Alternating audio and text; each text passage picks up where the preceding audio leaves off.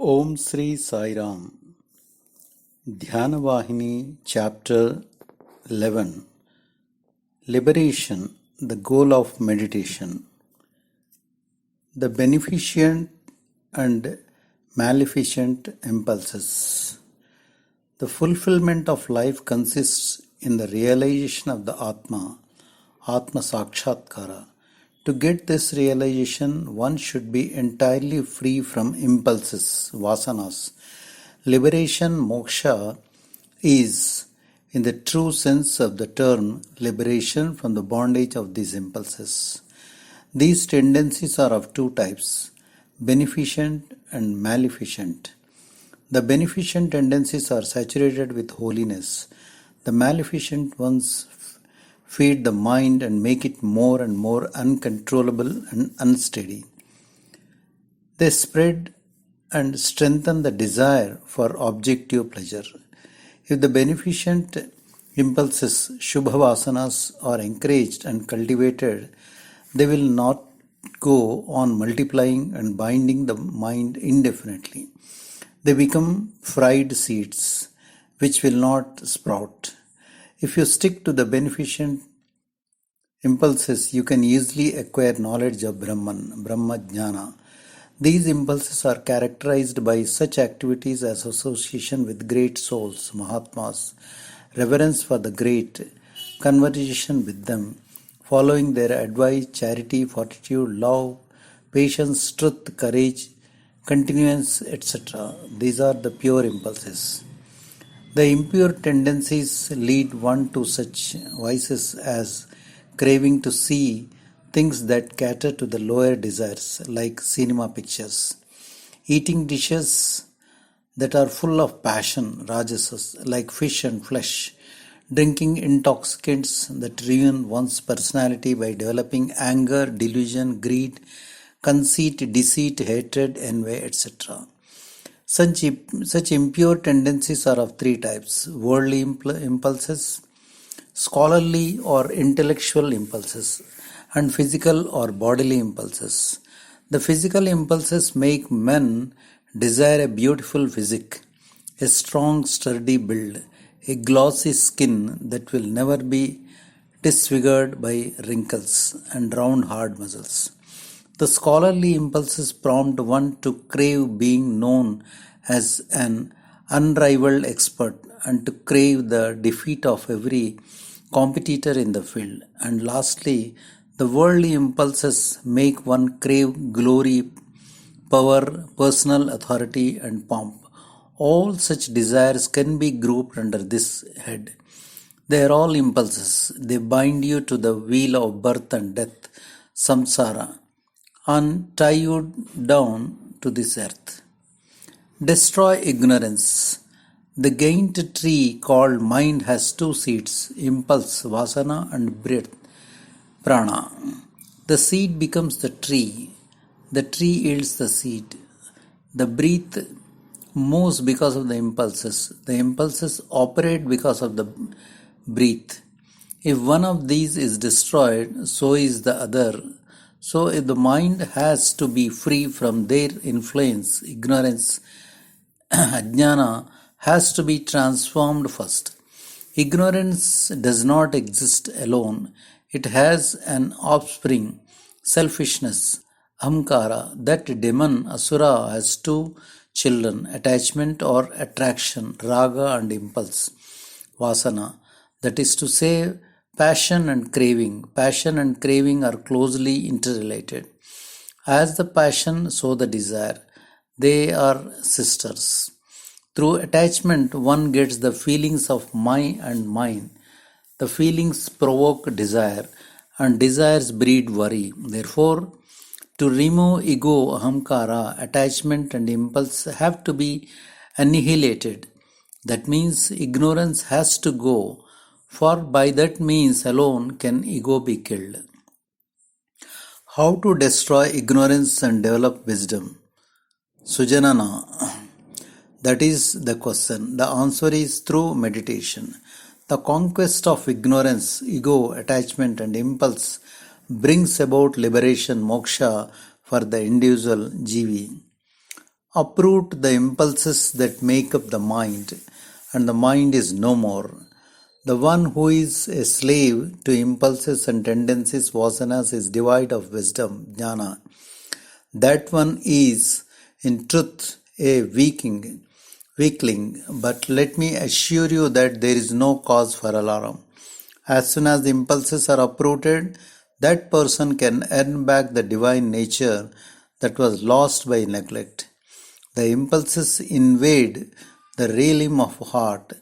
They cause endless trouble. They remind you of pleasures, agitating the memory of past experiences, and you start craving them again. The cravings make the senses and their leader, the mind, Manas, engage in brisk activities.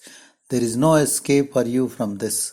So you attempt to collect and enjoy the things that you crave. All this takes place in the twinkling of an eye, so to say.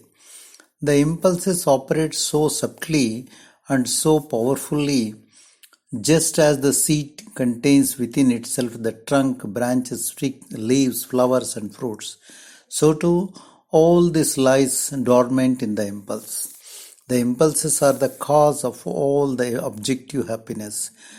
If they are absent, the mind is pellucid and pure. If they are present, all purity is ruined.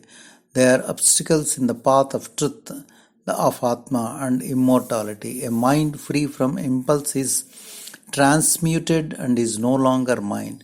Nature, Prakriti, is the world of impulses, vasanas. The mind is attracted toward nature and the external objects of the world by means of this tendency for attachment and starts contemplating on the objects and dwelling on their qualities because of these impulses. Without impulses, the mind will not be affected at all by the objective world. The mind is like a piece of cloth. It takes on any color with which it is dyed. Pure sattvic impulses make it white. Restless rajasic ones change it into red, while ignorant tamasic ones give it a black color. The mind is shaped by the type of impulses with which it is filled. One has to undertake meditation and concentration, dharana, in order to destroy these impulses. The mind is but a bundle of impulses.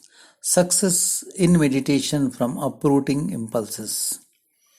Some aspirants say to themselves that in spite of many years of steady practice, they have yet to acquire success in meditation and concentration. The reason is easy to point out. They have not been able to uproot the impulses, vasanas. Therefore, such practitioners must strive to conquer their innate tendencies. They must fortify themselves with greater faith and act. The aspirant who is disturbed now and then by impure impulses must overcome them by willpower and spiritual exercises. The liberated soul, Jivan Mukta, has burned out impulses, but the householder, Grihastha, is cultivating them. There is no profit in simply controlling them. A cobra becomes harmless only when its fangs are plucked out. Similarly, their roots must be burned. Then only can the aspirant attain the Brahman. Of course, even pure desires are a bond, but they are not hindrances, however many they may be. A thorn is removed by another and both are thrown out afterward, right? So also, when impure impulses are overcome through the influence of pure impulses, one has to outgrow both. This means that even the purest of impulses, the craving for liberation, moksha, has to disappear in time. Only then can you become that. A shackle is a shackle, whether it be of iron or gold. One has to be free from both. That is to say, one should attain a stage when neither good nor bad will attract or repel. Anyone aiming at the realization of God should practice the diminishing of impulses, the curbing of the mind, and the understanding of the fundamental principle. One of these is not enough for liberation, moksha. In the liberalized soul, Jivan Mukti, impulses persist but only as fried seeds. They will not cause further births. The Atma is free of everything. See, the subtle body is the seat of ignorance, ajnani. It is saturated with impulses and traditions and experiences. The Atma is free from all these. It is ever pure. It belongs to neither sex or has no mind, no senses, no form. Not only that, it has no breath, prana, even. It can be said to be alive or dead. How can contemplation on such an Atma be anything other than pure? How can light and darkness coexist? How can purity and impurity coexist? Of all the workshops in the world, the workshop of the body is the most wonderful because it is the tabernacle of the Lord. In such a factory, the impulses are sublimated into woes, the impurities are weeded out, beneficent desires are shaped, and good imaginings are brought about. The main aim is the uprooting of impulse. Though this is a difficult task, mountains can be swept away sooner than these deep-rooted impulses vasanas.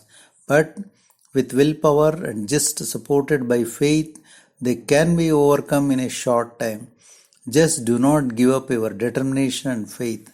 Whatever the loss, hardship, or obstacle, remember the impulses overpower you and keep you down as their slave. Opium and brandy enslave you and hold you in their full grip only for some time, but impulses grip you for a whole lifetime. The entire meaning and purpose of meditation is to attain the freedom from these mighty and manifold impulses. Jai Sai Ram.